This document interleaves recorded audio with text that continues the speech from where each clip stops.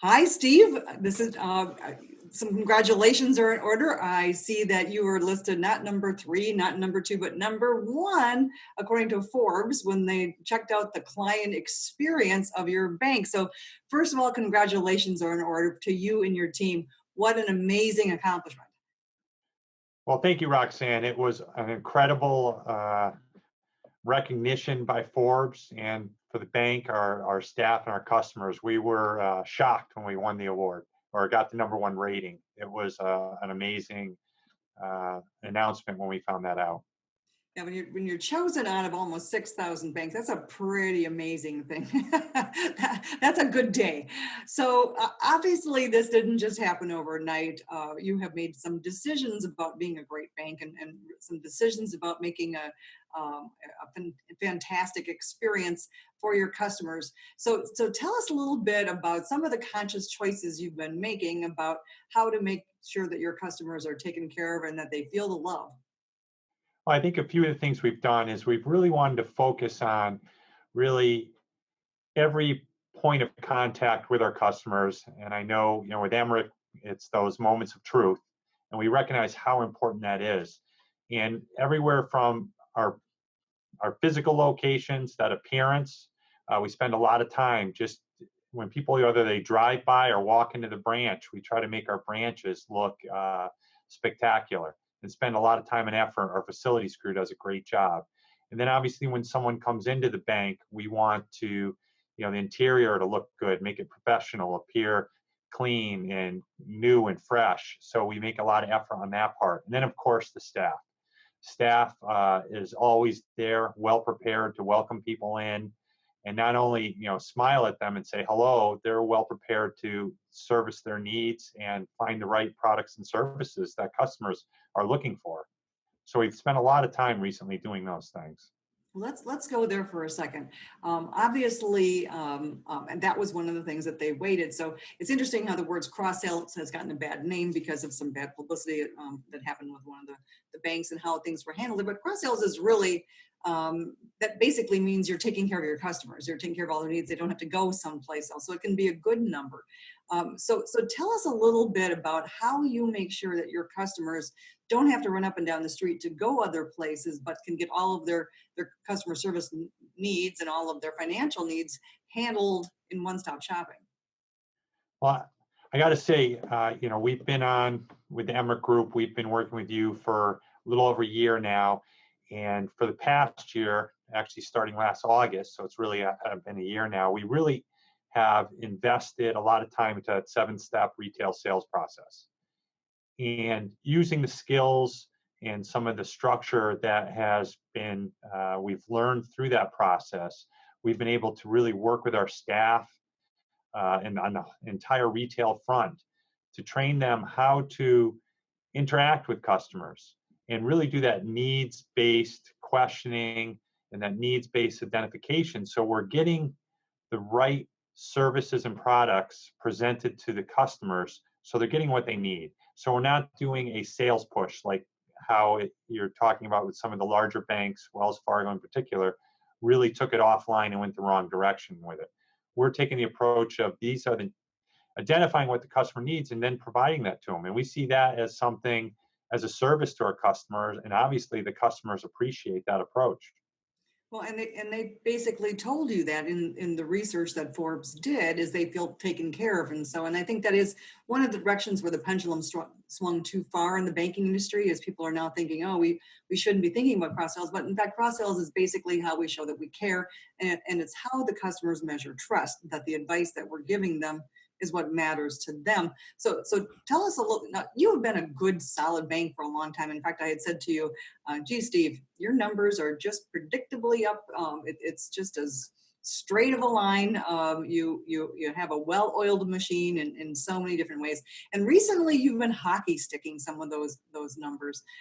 One of them being the client experience, obviously, and so you've had a remarkable shift in terms of how the customers are experiencing and seeing the need for the other things that they need.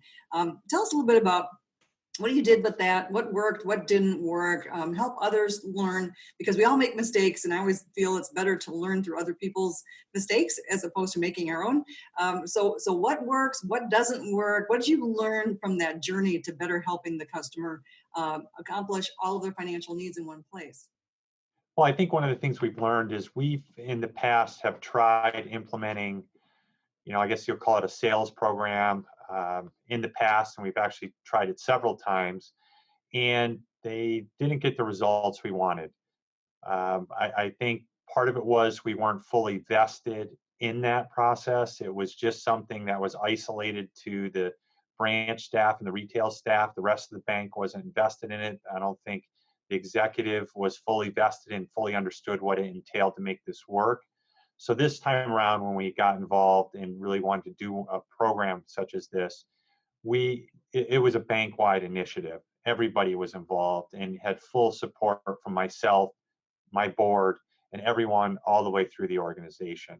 So I think that was one of the key things, is everybody had to be on board and fully supportive and be vested to know that this is not just the flavor of the month.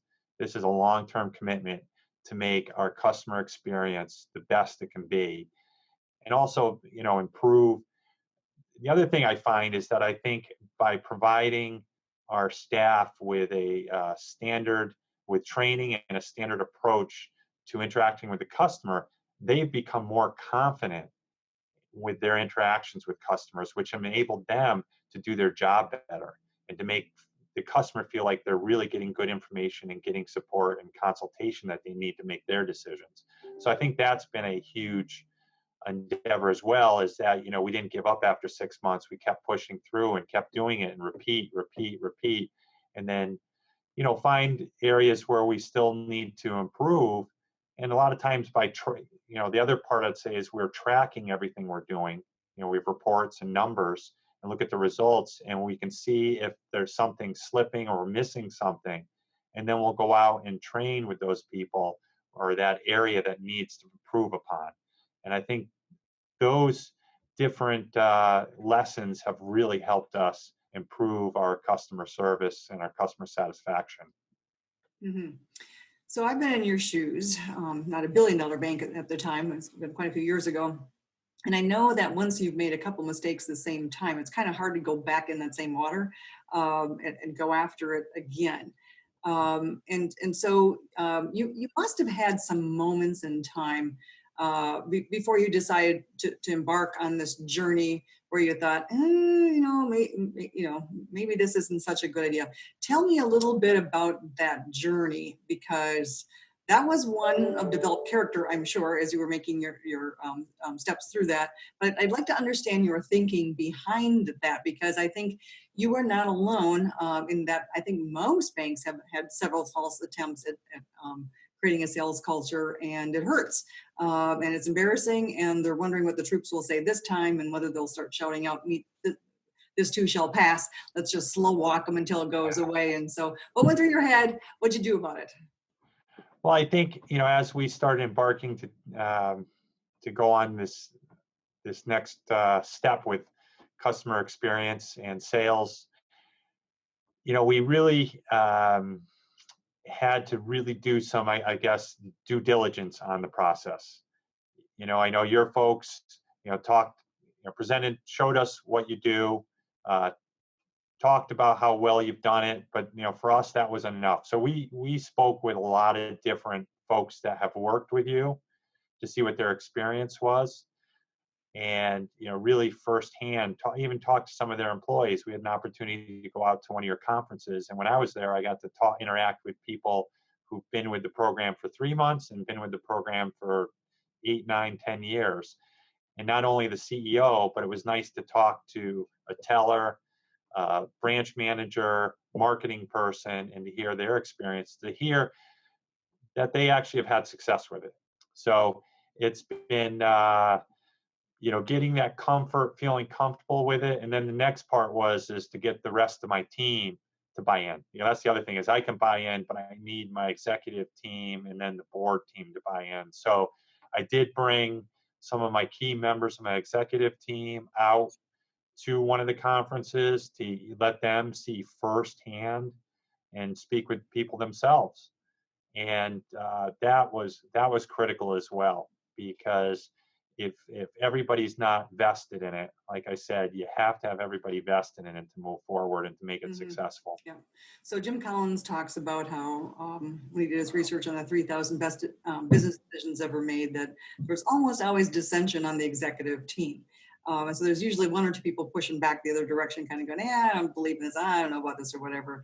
And yet, what Jim Collins teaches is to be an executive, you get your voice heard on those things, but then once a decision is made, you line up.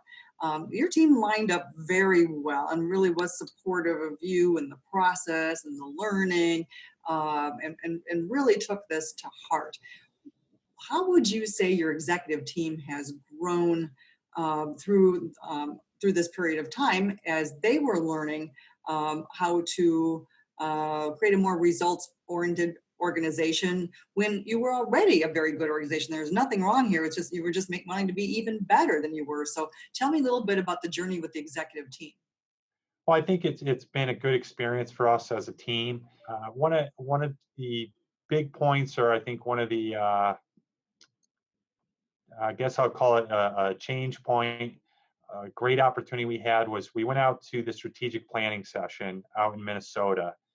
And what I think the real benefit for us to go out there is when we're here in the bank, a meeting, you have a couple hours, you're distracted, you have different things going on. When we went out to the strategic planning session, we actually went out for the Banky Award first and stayed right through the strategic planning session. But we had, 3 days all together talking strategically about uh, this plan we're taking on, and this direction we're taking, and really got to go through, where we had concerns, where we thought it could fall, maybe falter.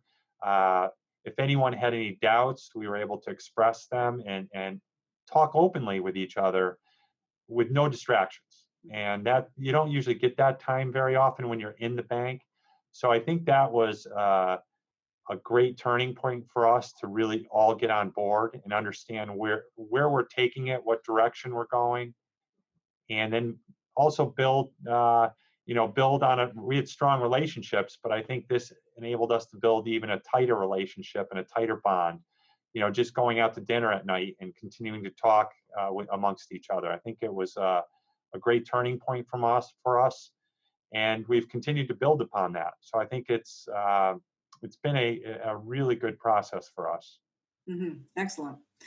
Okay, so tell me a little bit about your team and the spirit of the team, and how they feel about being a part of the Thomaston Way, and the cultural transformation journey that you're on. Oh, I mean, I think everyone's very excited of what we've been doing and what we're continuing to do. Getting recognized by Forbes was like kind of the capper for us to really to show that someone's recognizing the efforts that we put in, and that got everyone even more excited, because even my COO, who's probably been here uh, since very early 90s and probably has the most history with the bank on the executive team, he said probably this is one of the biggest things that's ever happened to our bank. Mm. And it got him so, he was so excited about it. He's been so proud to share it with his family and friends like the rest of us. But for someone who's been here this long, and he'll be retiring soon. We actually have 2 executives retiring soon, so this has been a real nice thing for them to talk about. And also, with our succession planning, some of the younger managers and some of the younger staff and some of the newer people, as they come on, this has been a great transformation, a great way to build our culture. And as new people come on, we have really promoted the things we're trying to accomplish here and things we've done. And I think it's helped really build that culture within the bank, that TSB way, what we're really focused on, what we're trying to accomplish, and what we're trying to accomplish today and tomorrow. Hmm. Well, you've done a wonderful job. So, if you were talking to someone who was about to embark on the journey to transform their customer experience and to take it to even higher growth, and by the way, you shot through the $1 billion mark this last year. That was quite an Yes, accomplishment as thank you.